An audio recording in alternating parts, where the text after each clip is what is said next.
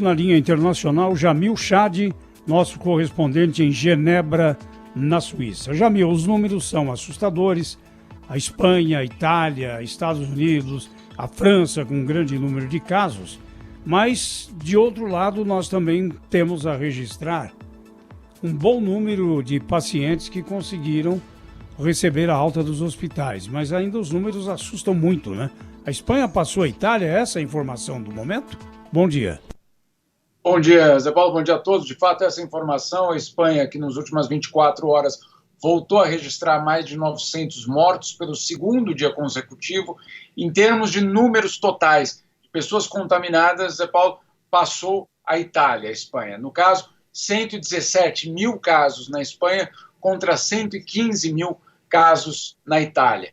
Os dois países que, claro, lideram a situação grave na Europa. Agora, você tem um ponto aí bastante importante. A taxa de aumento do número diário de pessoas infectadas começa a cair. Ou seja, você tem a quarentena na Espanha, na Itália já há algum tempo, mas na Espanha começando a dar algum tipo de resultado nessa queda de transmissão. Não há ainda uma situação ideal, obviamente que não. Nas últimas 24 horas na Espanha, a alta no número de pessoas contaminadas foi de 7%, mas isso é muito inferior aos primeiros dias da epidemia na Espanha, quando o incremento era de mais de 20% a cada dia. Ou seja, nós estamos vendo aqui pela Europa, pelo menos, uma redução dessa escalada da proliferação. Ela continua, não é que ela acabou, de forma alguma, mas pelo menos o ritmo está sendo desacelerado.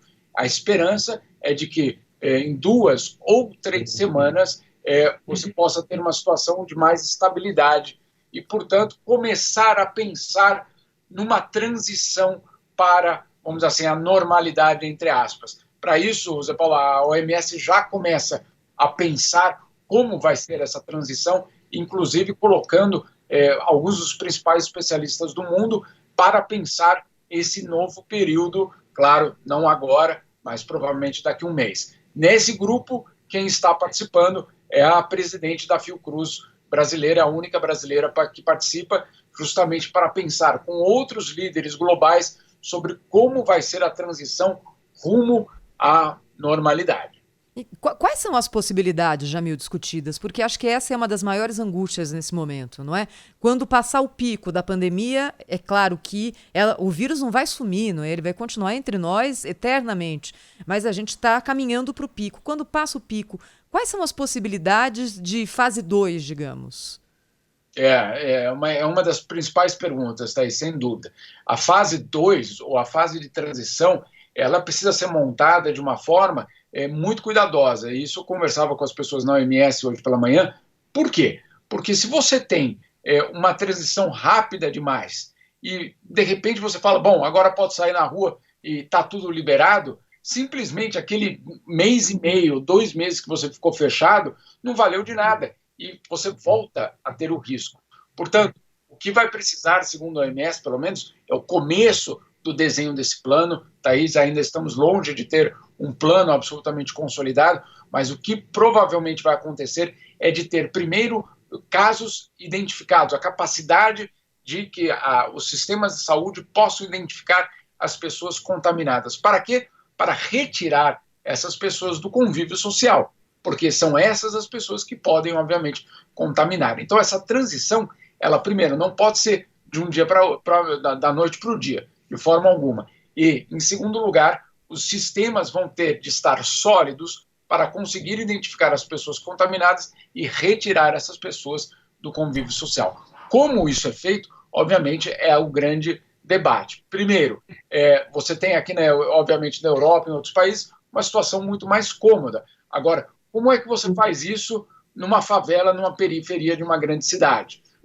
Isso é muito mais complicado. Um outro detalhe que eu acho que também é importante, que a gente, obviamente, fala aqui do ponto de vista europeu, sobre a Suíça, sobre a Espanha, sobre a Itália, mas o que nós vemos aqui na Europa com as cidades esvaziadas, com os passarinhos que podem ser ouvidos agora pelos moradores de Paris e Roma, etc., não é, de forma alguma, a situação da quarentena na Índia, no Quênia, na Etiópia, né? Países que vivem, neste momento, repressão, violência, violência policial, inclusive mortes nessas operações de quarentena, ou seja, uma situação muito diferente daquela que, vamos dizer assim, aqui o noticiário europeu traz. Ou seja, pensar na transição vai ser um pensamento complexo, porque ele não vai poder ser um modelo único para o mundo inteiro.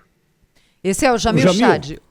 Deixa eu fazer mais uma pergunta, claro, Thaís. manda bala. O Jamil, anteontem, o ministro Luiz Henrique Mandetta se queixou de que contratos assinados acabaram sendo atropelados na compra de equipamentos de uso individual e também de ventiladores e respiradores pelas encomendas dos Estados Unidos à China.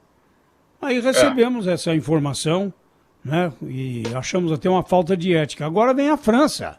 A França está acusando os Estados Unidos de terem atropelado uma partida de compras que foi feita pelos franceses.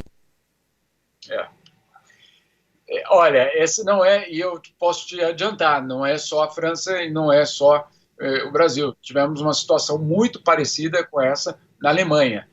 E, aparentemente, outros casos também aconteceram, mas os países, os governos não querem entrar em choque com os Estados Unidos e nem com a China e, portanto, se mantêm, de uma certa forma, reservados. Existe um enorme debate, e esse debate, inclusive, chega até a OMS, que é a seguinte: basta você ter mais poder econômico e, portanto, você leva? Ou a solidariedade internacional vai ter de mostrar as suas caras agora? Porque, de fato, esse é o risco do fornecedor, né, que é uma empresa, estatal ou não, vai dizer, bom, eu vou fazer leilão aqui, quem é que dá mais? E aí, quem é que vai dar mais vai ser sempre a situação de um país rico, como os Estados Unidos, ou um país como os Estados Unidos, que pode depois retaliar aquele outro governo por algum tipo de ação. Então, esse é um enorme perigo nesse momento. Não só para esse caso aí que você citou, mas, inclusive, para uma eventual vacina. Não vai haver uma vacina com uma produção suficiente para o mundo inteiro da noite para o dia. Isso não vai existir. E aí a pergunta que vai ficar: quem é que vai receber a primeira vacina? Obviamente, o setor de saúde, os médicos, enfermeiras, certamente esses são os primeiros que têm de ser vacinados, inclusive para poder cuidar do resto da população. Mas aí vem essa situação. Se você chegar com o teu poder econômico e, de repente, outros poderes e exigir a compra, como é que ficam os restos? Então, é algo bastante complicado, é uma pandemia que mostra muito do mundo de hoje, né, Zé Paulo? Infelizmente, Jamil. Obrigado, pela sua participação. Jamil que volta mais tarde, né, Thaís? É isso aí, ao longo de toda a nossa programação, aliás, o Jamil Chad, como todos nós aqui, ralando nessa epidemia para trazer a melhor informação para o ouvinte da Rádio Bandeirantes. Agora, 9h12, você está aqui no Jornal Gente, também no youtube.com/Rádio Bandeirantes Oficial.